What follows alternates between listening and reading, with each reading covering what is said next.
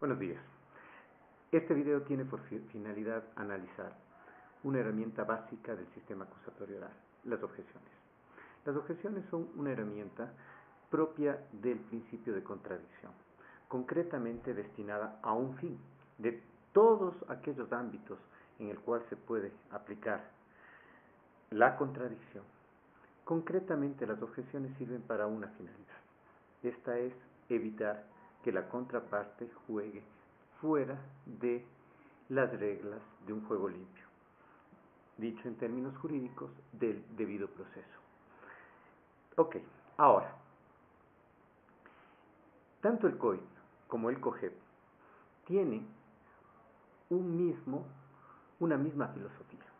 En ambos casos es interesante revisar el articulado y observar que no se habla de objeciones a las preguntas, se habla de objeciones hacia cualquier actuación. ¿Por qué es importante este cambio conceptual? Es fundamental por una razón. Es cierto que los abogados cometemos la mayor cantidad de porquerías en formato de preguntas. Eso no cabe discusión. Sin embargo, no es importante lo más común. Lo importante es salvaguardar que todas nuestras actuaciones y los juicios, las decisiones judiciales, se tomen en base a un accionar justo y legítimo. Por eso es que la primera ruptura conceptual es el que no es solo para preguntas, es para cualquier actuación. Por ejemplo, el COIP cita el hecho de usar prueba que ha sido declarado ilegal. Puedo hacer esa actuación, por ejemplo, decir, aquí está la droga que fue incautada en la casa del procesado. Puedo hacer eso en el alegato final. Pero ¿qué pasa si eso hago luego de que en la audiencia preliminar esa droga fue declarada ilegal porque, por ejemplo, la obtuve sin una orden de allanamiento legal? No importa si lo hago o no en forma de preguntas. Lo importante es salvaguardar el debido proceso. Y evidentemente esta actuación es claramente ilegítima y por tanto objetable. Ahora, tanto el COIP como el COGEP nos dicen un par de cosas más. Primero, que los jueces están obligados a calificarlas. Este punto es fundamental.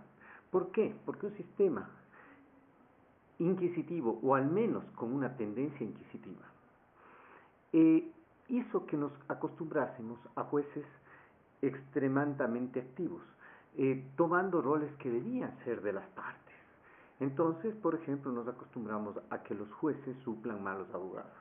Esto es tremendamente importante visualizar en un sistema de partes como es el sistema adversarial y el sistema acusatorio. ¿Por qué?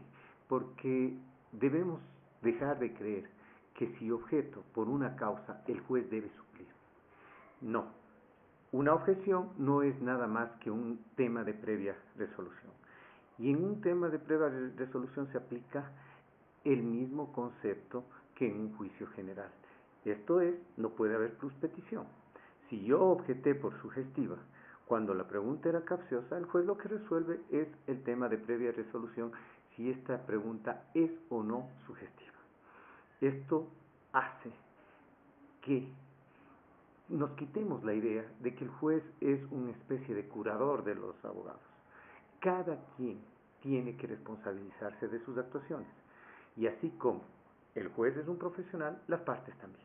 Entonces, este era un primer concepto que quiero realizar. El segundo concepto, que es básico, es que tienen que pronunciarse. ¿Por qué? ¿Por qué se puso esta norma en la legislación ecuatoriana? Porque lamentablemente es común observar que hay jueces que ante una objeción dicen, a ver, abogado, dejemos que conteste. No es eso, no se puede hacer esto. Aquí hay un planteamiento de un tema de previa resolución que se contesta con a lugar o no a lugar. No es cuestión de dejemos o no dejemos hacer las cosas. Entonces, el respeto a un juicio, a un trámite procesal es que ante un pedido de las partes los jueces tengan que pronunciarse. El tercer aspecto que quiero destacar es que las objeciones, y esto está especialmente claro en el COIP, no tanto en el COGEP, tienen por objeto evitar que la pregunta se responda cuando se trata de preguntas. ¿Por qué es importante esto? Porque aquí se ve la necesidad de nuestras habilidades. ¿Qué hago si es que la pregunta era efectivamente sugestiva, pero el testigo contestó y así? ¿Qué puedo hacer como juez? ¿Volver a meterle las palabras en la boca al testigo? Pues no, no hay cómo. Así que lo único que me quedaría resolver es no al lugar por extemporáneo.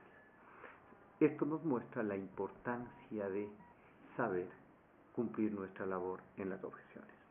Muchísimas gracias. Les invito a ver los restantes videos donde analizamos con más claridad cuáles son los principales tipos de objeciones.